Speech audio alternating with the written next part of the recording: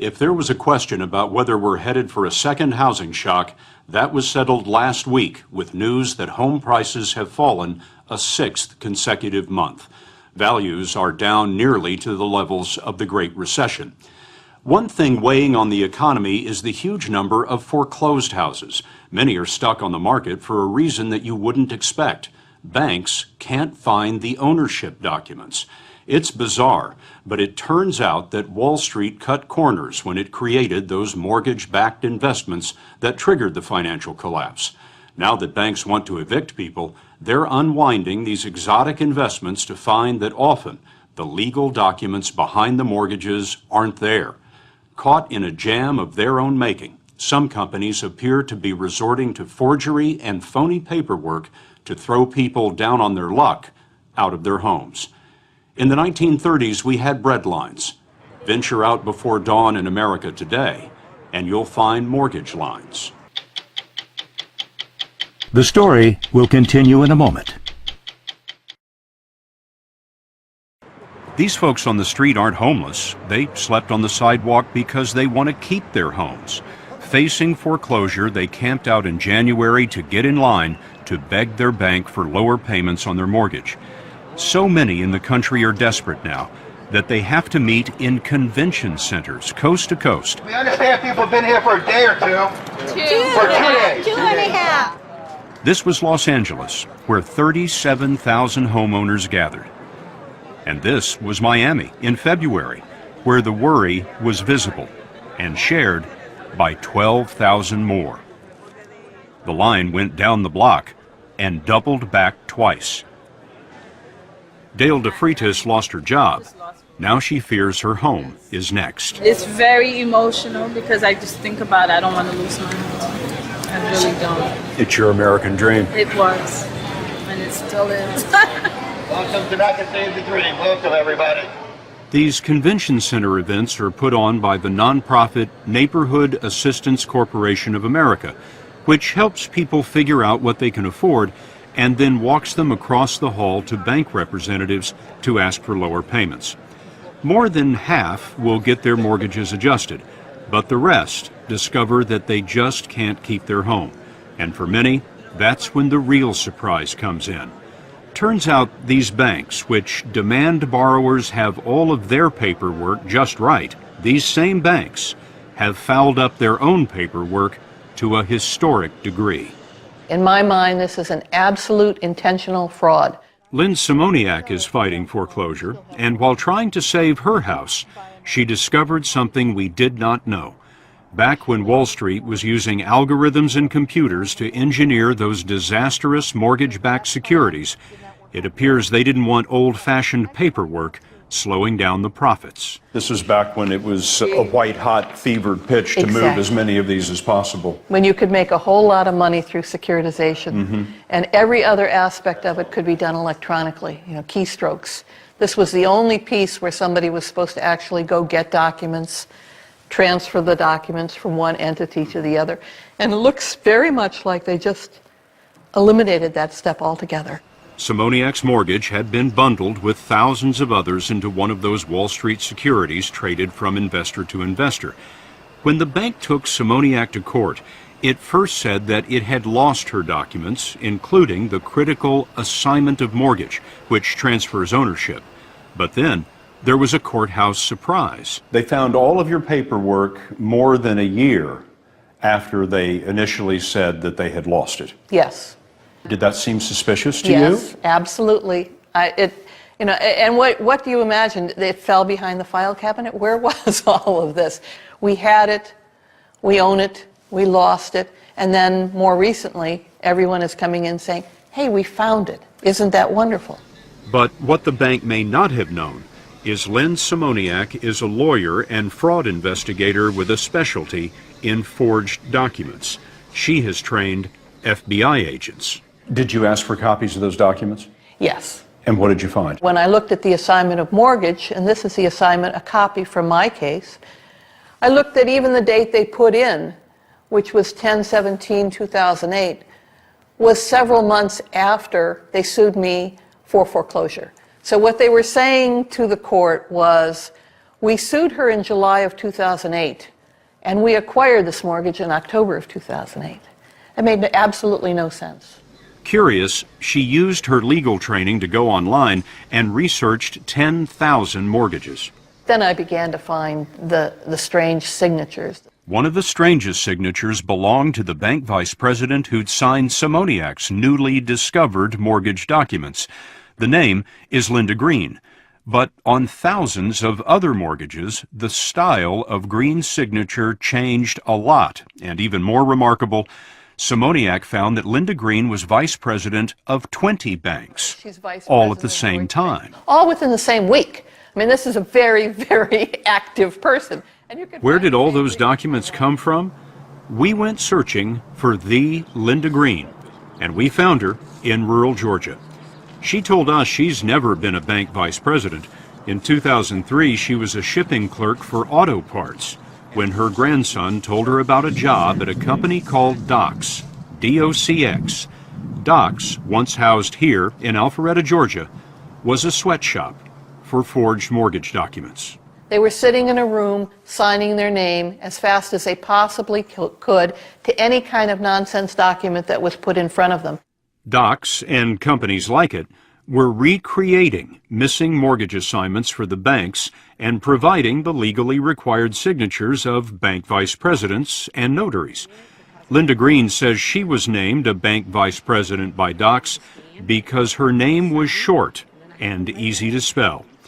As demand exploded, Docs needed more Linda Greens. So you're Linda Green. Yes. Can't you tell? Chris Pendley worked at Docs at the same time and signed as Linda Green. When you came in to Docs on your first day, what did they tell you your job was going to be? That I was going to be signing documents for using someone else's name. Did you think there was something strange about that in the beginning?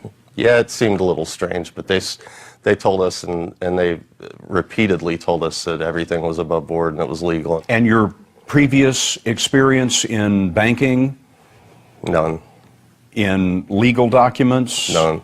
There really were no requirements for the job. Correct. You had to be able to hold a pen. Hold a pen. But you were signing these documents as if you were an officer of the bank. Correct. How many banks were you vice president of in a given day? I would guess somewhere around 5 to 6.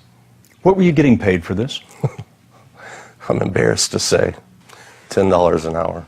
$10 an hour. That's not much for a guy who's vice president of 5 banks. Yeah, I was very underpaid for my status in the companies.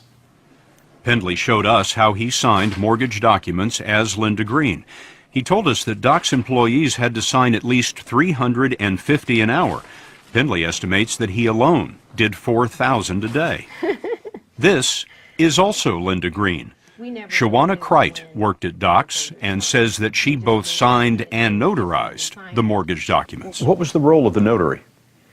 We were to make sure that everyone on the document was who they said they were and notarize the documents. But the people who were signing the documents weren't who they said they were. Right. So if Chris Pendley was signing for Linda Green, you'd notarize that document. Yes. And you were told that was okay. Yes. What do you know now? That it wasn't right.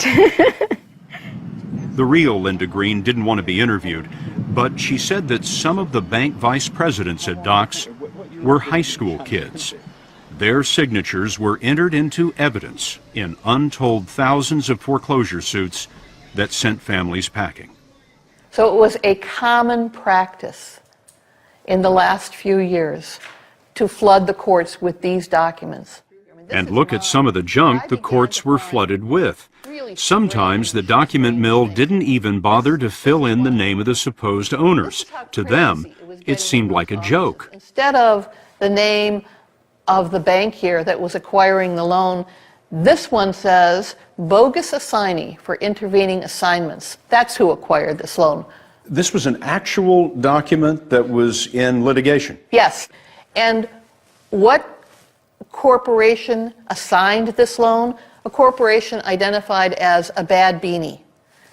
Excuse me, when I saw that, I was just absolutely amazed. And What does that mean, a bad beanie? it could possibly mean a bad beneficiary. I have no idea what they meant. So here's the same woman, Linda Green, And this time, instead of being a vice president of American Home Mortgage Servicing, she's vice president of a bad bean.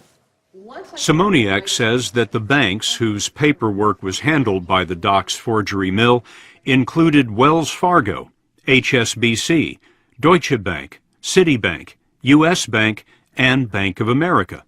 We contacted all of them, and each said that it farmed out its mortgage servicing work to other companies, and it was those mortgage servicing firms that hired Docks. Docks was owned by a company called LPS, a $2 billion firm that calls itself the nation's leading provider of mortgage processing services. LPS told us that when it found out about the phony signatures in 2009, it shut Docks down. The FBI and several states are investigating. There were 1 million foreclosures last year, and there will be another 1 million this year. Those lawsuits are forcing open those bundled mortgage-backed securities that Wall Street cooked up in the mid-2000s, and they're exposing a lack of ownership documents all across the country. It's astonishing to me that this became as pervasive as a problem that it is. It got sloppy. It got very sloppy. Sheila Bair is one of the government's top banking regulators as chairman of the Federal Deposit Insurance Corporation. You just described it as pervasive. Yeah, it is pervasive. It absolutely is pervasive. And it was just a matter of cutting corners, not spending enough money, not having the quality controls. Incompetent banking back then is causing foreclosure ghettos today. Although banks say the courts have been accepting their paperwork, now that's changing as desperate homeowners countersue the banks over the document fiasco. This leaves houses unsold indefinitely, undermining the recovery. I'm very worried about if this starts getting out of hand, the kind of impact it will have. These are lawsuits by homeowners Yes, who are yes. being foreclosed upon saying, Yes, or are in the process or have already been foreclosed on. saying yes. prove it. Yes, exactly. Prove that yeah. you own this. Exactly. How big an issue is that going to be? There are 30,000 Well, today. I think this litigation could easily get out of control, and we would like to get ahead of it. We're already feeling like we're falling behind it. Chairman Bair thinks rotten mortgage documents are so threatening to the economy that the government should force banks to pay into a massive fund. But you think there needs to be a cleanup fund, I do. just It's like you cleanup would fund's have a good word for it, for yes. a natural disaster. Yes, somewhat like that. Yes, this is one of human making, but yes. You don't want to give an exact dollar amount for this cleanup fund, but what are we talking about? Is it billions? It would be, be? yes, I would assume it would be billions, yes. Billions of Yes. dollars. Yes, absolutely. Chairman Bair's proposed cleanup fund would pay homeowners to accept a bank's ownership claim without a lawsuit.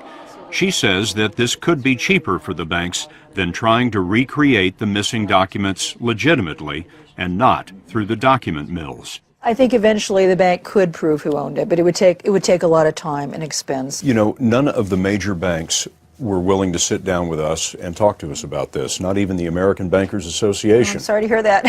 Why do you think that is? They're feeling very defensive now, and so I can only assume that is the reason why they declined. The banks are defensive because all 50 state attorneys general want to punish them. The states are seeking about $20 billion in damages for what they say is the irresponsible, perhaps criminal way that some mortgage companies handled what is, for most folks, the most important investment of their lives. Do you know who really owns your mortgage? To learn more, go to 60minutesovertime.com. Sponsored by Lipitor.